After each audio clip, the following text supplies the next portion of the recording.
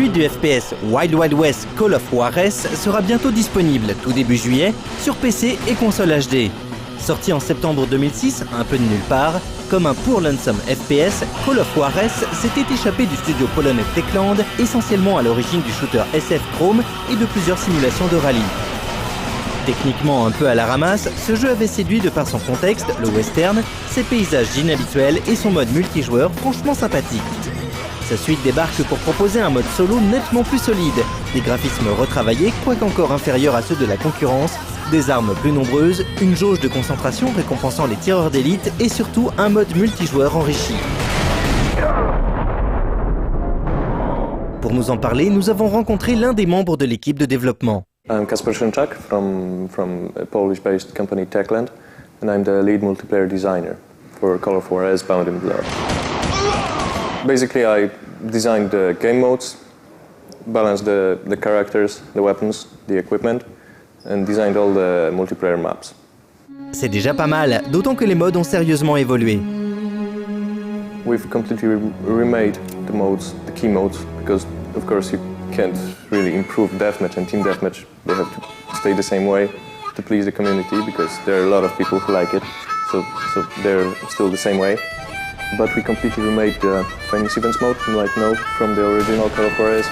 It's a completely brand new experience, because players act out famous events they might know from movies or history, like Tombstone, the shoot at Oka Corral, or the fall of the Delton Gang.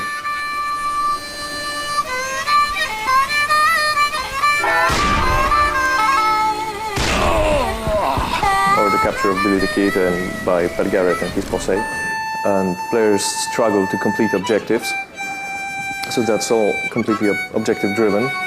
And you've got a story for each map, which evolves with player completing the objectives and moving on through the map.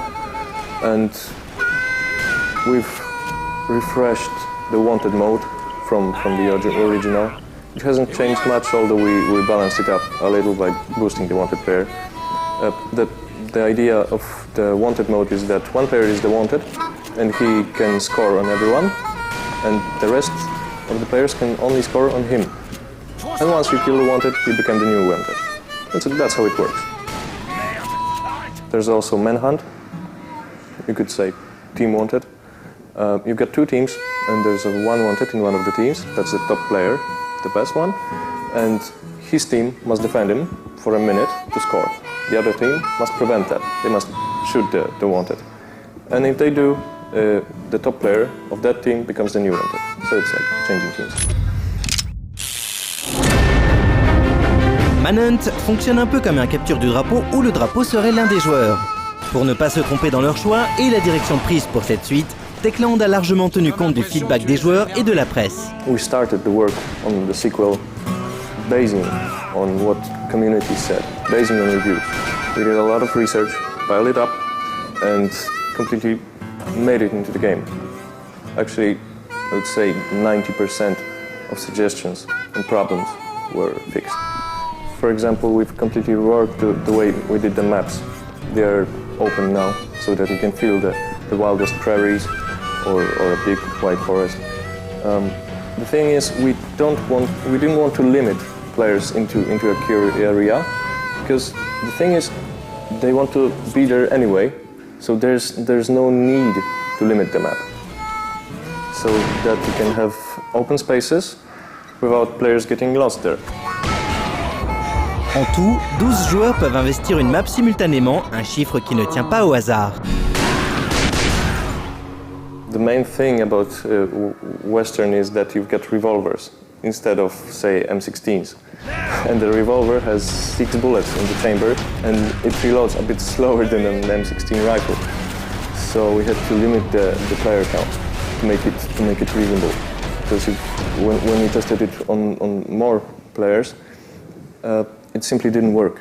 You had to do the reloading all the time, and too many encounters looked like that both players were reloading instead of shooting, and we fixed that with limiting the player count and somehow modifying the maps to fit that. Call of Juarez Bound in Blood, sans être le FPS de l'année, ni même celui de l'été, vu qu'un certain Wolfenstein devrait sortir début août, s'en sort pas trop mal en grande partie grâce à son mode multijoueur. Alors essayez-le chez un pote pour vous faire une idée, surtout si vous n'êtes pas trop regardant d'un point de vue visuel, et n'économisez pas en attendant la claque annoncée Modern Warfare 2.